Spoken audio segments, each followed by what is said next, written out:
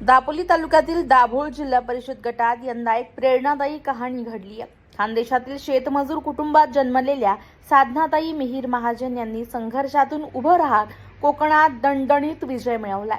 नवख्या उमेदवाराने अनुभवी प्रतिस्पर्ध्याला पराभूत करत मतदारांचा विश्वास जिंकला आणि खानदेशी तरुणीचा डंका आता कोकणातही घुमला आहे। नमस्कार, मी साधना मिहीर महाजन, पूर्वाश्रमीची साधना वैराळे। माझं माहेर हे खानदेशात जळगाव जिल्ह्यात अमळनेर तालुक्यात छोटं गाव आहे कळमसरे, ते माझं माहेर आहे। एका खेड्या गावातनं मुलगी जेव्हा पुढे जाते तेव्हा तिच्या घरच्यांनाही प्रचंड सुरुवातीपासून प्रश्न लोक करत असतात, पण त्या प्रश्नांना दाद न देता माझ्या आजी आजोबांनी म्हणजे माझ्या वडिलांच्या आई वडिलांनी मला खंबीरपणे साथ दिली आणि माझं शिक्षण कसं पूर्ण होईल यासाठी सातत्य ठेवलं आणि त्यामुळे माझं शिक्षण पूर्ण झालं। आणि एकूण जेव्हा शिक्षण करत असताना मी जेव्हा ग्रॅज्युएशनला सेकंड इयर BSc ला गेले आणि अखिल भारतीय विद्यार्थी परिषदेचा मला परिस्पर्श झाला आणि तिथून मी चळवळीत उतरले आणि तिथून नेतृत्व गुण वृद्धिंगत व्हायला सुरुवात झाली। आणि मग पुढे विद्यार्थी परिषदेचं मी पूर्णवेळ काम केलं। पूर्णवेळ म्हणजे प्रचारक, संघटना सांगेल तिथे जाऊन आपण काम करायचं असतं, म्हणून मी 2016 ते 2019 कोल्हापूरमध्ये विद्यार्थी परिषदेचं संघटनात्मक काम केलं। 2 टर्म मी अखिल भारतीय विद्यार्थी परिषदेचे प्रदेश सहमंत्री राहिले। त्यामुळे एकूण संघटनात्मक कामाचा अनुभव, विद्यार्थी चळवळीत केलेल्या कामाचा अनुभव आणि मग नंतर विद्यार्थी परिषदेचं काम थांबवून मी शिक्षकी पेशा केला जळगावला। त्यानंतर रामभाऊ म्हाळगीची उडान फेलोशिप चं रिक्रुटमेंट आलं, जाहिरात आली आणि मी त्यासाठी ऍप्लिकेशन केलं। त्यातनं मला उडान फेलोशिप ही मिळाली आणि त्याच माध्यमातून मी भारतीय जनता पार्टीच्या आता विधान परिषदेच्या आमदार माननीय उमाताई खापरे यांच्याकडे जोडले गेले। ताई तेव्हा भाजपाच्या महिला मोर्चाच्या प्रदेश अध्यक्ष होत्या, त्यामुळे त्यांचं मला संघटनात्मक काम जवळून बघता आलं।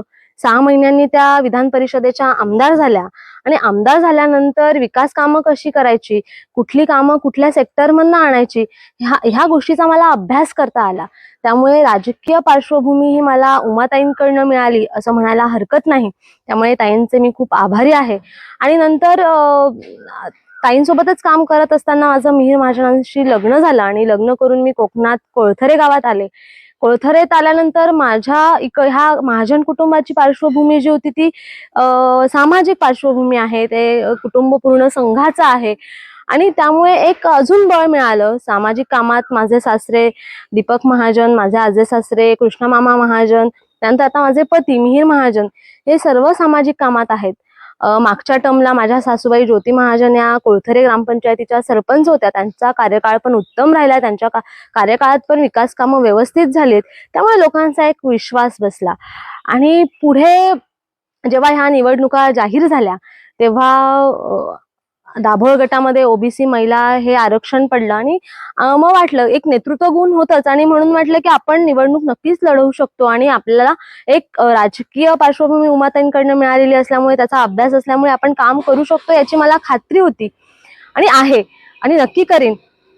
आणि हे सगळं करत असतानाच माननीय श्री योगेशदादा कदम यांनी महाजन कुटुंबांशी असलेले संबंध, महाजन कुटुंबांचं एक सामाजिक पार्श्वभूमी यावर विश्वास ठेवत मला ही संधी दिली आणि ह्या संधीमुळेच मी ही निवडणूक लढवू शकले। त्यामुळे मी माननीय मंत्री नामदार श्री योगेशदादा कदम यांचे आभार मानते। त्यानंतर माझं जे कुटुंब आहे, माझ्या कुटुंबाने जर मला साथ दिली नसती तर कदाचित मी घराबाहेर पडू शकले नसते, कारण माझं 1 वर्षाचं बाळ आहे। या बाळाला सांभाळण्याचं काम माझ्या सासूबाईंनी केलं, त्यामुळे मला पुढे जाता आलं।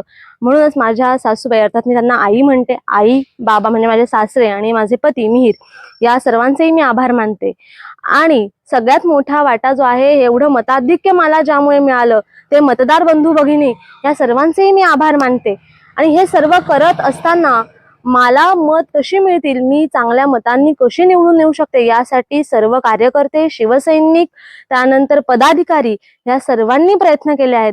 त्यामुळे ह्या सर्वांचे मी आभार मानते आणि माझ्या विजयाचं श्रेय मी ह्या सर्वांना देते। त्यामुळे येत्या काळामध्ये मी जी प्रचारादरम्यान आश्वासनं दिली होती, मच्छीमारांचे प्रश्न असतील, त्यानंतर पर्यटनाचा प्रश्न असेल, बागायतदारांचे प्रश्न असतील, त्यानंतर आपल्याकडे बचत गट आहेत महिलांचे, पण त्यांच्या हाताला काम नाहीये. त्यांच्या हाताला काम कसं मिळेल यासाठी मी प्रयत्न करीन.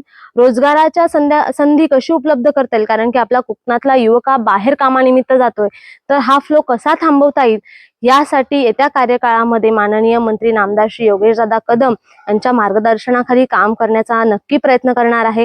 आपले जे पालकमंत्री आहेत रत्नागिरी जिल्ह्याचे माननीय नामदार उदय सामंत साहेब हे शिवसेनेचे आहेत, आपले मंत्री शिवसेनेचे आहेत, वर महाराष्ट्रात महायुती आहे, त्यामुळे सत्ता आपली आहे.